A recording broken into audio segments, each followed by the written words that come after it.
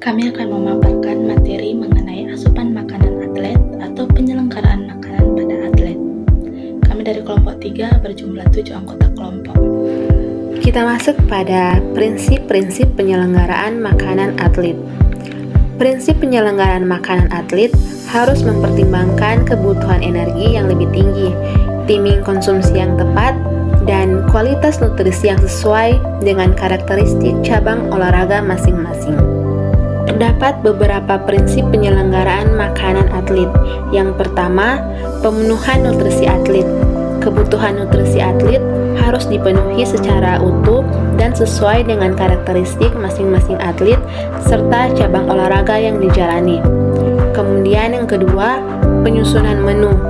Menu makanan harus disusun berdasarkan kebutuhan energi dan zat gizi atlet dengan proporsi 60-70% karbohidrat, 10-15% protein, dan 20-25% lemak.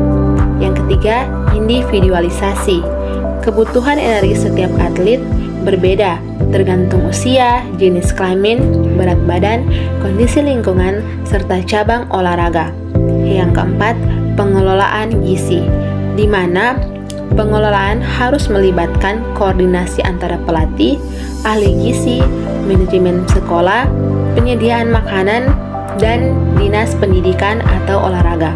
Pengawasan kualitas dan kuantitas makanan juga penting untuk menjamin keamanan dan kecukupan gizi. Yang kelima, penyediaan dan penyajian. Makanan harus disajikan dan disiapkan dengan memperhatikan kebersihan, sarana dan prasarana yang memadai, serta pengaturan waktu yang tepat agar tidak mengganggu aktivitas latihan dan pertandingan. Yang keenam, monitoring dan evaluasi. Proses monitoring, pendistribusian makanan, dan evaluasi status gizi atlet secara berkala diperlukan untuk menyusun kebutuhan nutrisi sesuai perkembangan fisik dan beban latihan atlet. Yang ketujuh, anggaran dana.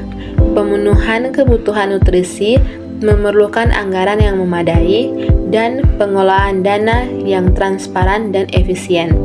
Yang kedelapan, pelatihan dan koordinasi, di mana peningkatan pengetahuan atlet, pelatihan dan pengelolaan tenaga gizi olahraga, serta terjadinya koordinasi yang baik antara pihak terkait sangat membutuhkan keberhasilan penyelenggaraan makanan atlet.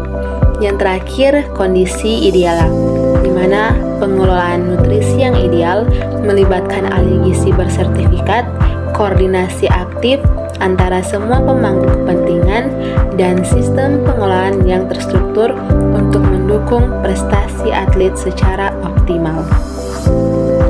Selanjutnya kita masuk dalam asupan makanan atlet. Yang pertama ada karbohidrat. Nah, karbohidrat ini sangat berperan penting dalam mengembalikan cadangan glikogen yang terpakai selama kontraksi otot. Yang kedua ada protein. Protein ini berfungsi untuk mendukung perkembangan massa otot, memperbaiki jaringan otot yang mengalami kerusakan akibat aktivitas fisik yang berat seperti mengangkat berat, serta menggantikan sel-sel darah merah yang telah mati. Yang ketiga ada lemak. Konsumsi energi yang berasal dari lemak dianjurkan tidak melebihi 30% dari total energi harian. Yang keempat ada vitamin. Vitamin dalam tubuh memiliki fungsi sebagai biokatalisator, yaitu membantu memperlancar berbagai reaksi metabolisme di dalam tubuh. Yaitu asupan makanan pada atlet, ada yang kelima yaitu mineral. Mineral merupakan zat gizi anorganik yang dibutuhkan tubuh dalam jumlah kecil untuk mendukung berbagai reaksi fungsional, salah satunya menjaga keteraturan metabolisme. Sekitar 4% dari total berat tubuh manusia tersusun atas mineral. Yang keenam yaitu cairan. Pemenuhan cairan yang adekuat sangat penting untuk memastikan atlet berada dalam kondisi terhidrasi baik atau euhidrasi, baik sebelum, selama, maupun setelah melakukan aktivitas. Selanjutnya, strategi asupan makanan atlet. Gizi olahraga merupakan fondasi utama untuk mendukung prestasi atlet melalui pemenuhan kebutuhan energi dan nutrisi yang seimbang, yang dapat mencegah defisiensi dan meningkatkan adaptasi fisiologis.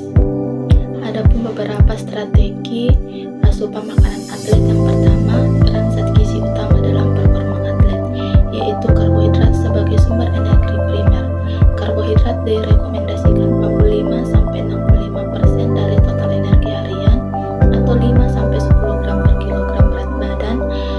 hari untuk mengisi cadangan glikogen otot, terutama pada olahraga endurance seperti lari atau sepak bola. Lalu ada protein untuk sintetis dan pemulihan otot. Asupan protein 1,2 sampai 2 gram per kilogram berat badan per hari diperlukan untuk perbaikan jaringan pancar latihan dengan distribusi merata 20 sampai 30 gram per porsi untuk memaksimalkan sintesis primer. Lalu ada lemak sehat. Untuk cadangan energi dan antiinflamasi, lemak menyumbang 20 sampai 30% total kalori dengan fokus pada lemak tak jenuh dari alpukat, kacang tanah atau minyak kelapa untuk mendukung produksi hormon dan mengurangi peradangan. Yang kedua, ada timing dan frekuensi asupan makanan. Timing nutrisi krusial untuk sinkronisasi dengan siklus latihan dengan frekuensi 4 sampai 6 kali makan per hari untuk menjaga metabolisme stabil. Nah, selama pralatihan ini 2 sampai 4 jam sebelum konsumsi 1 sampai 4 gram per kilogram karbohidrat dari makanan rendah serat seperti roti, gandum, atau pisang untuk menghindari gangguan pencernaan dan mencegah hipoglikemia. Selama latihan lebih dari 60 menit, snack karbohidrat cepat seperti gel energi atau air kelapa 30 sampai 60 gram per jam untuk mempertahankan glikogen pada olahraga panjang. Nah, pasca latihan sampai 2 jam, kombinasi protein dan karbohidrat rasio 1:3, misalnya yogurt dengan madu, untuk pemulihan glikogen hingga 150% lebih cepat dan mengurangi kelelahan. Ketiga, hidrasi dan penyesuaian berdasarkan jenis olahraga. Hidrasi esensial dengan target 3-4 liter per hari plus 400-800 ml per jam latihan, termasuk elektrolit natrium 300-600 mg per liter untuk mencegah dehidrasi di iklim panas yang dapat menurunkan performa hingga 10%. Keempat, suplemen, monitoring, dan tantangan. Suplemen seperti kreatin 3-5 gram per hari atau kafein 3 mg per kilogram pralatihan hanya jika diet dasar kurang di bawah pengawasan untuk menghindari doping. Monitoring melalui jurnal makanan atau aplikasi serta tes darah rutin membantu personalisasi dan mengurangi resiko defisiensi hingga 40%. Tantangan utama termasuk gangguan makanan akibat tekanan dan akses makanan sehat di daerah pedesaan yang diatasi melalui edukasi tim. Selanjutnya, penyelenggaraan makanan dalam sistem pembinaan atlet. Penyelenggaraan makanan dalam sistem pembinaan atlet merupakan suatu proses yang terstruktur untuk menjamin kecukupan gizi sesuai kebutuhan latihan, pemulihan, dan peningkatan performa atlet.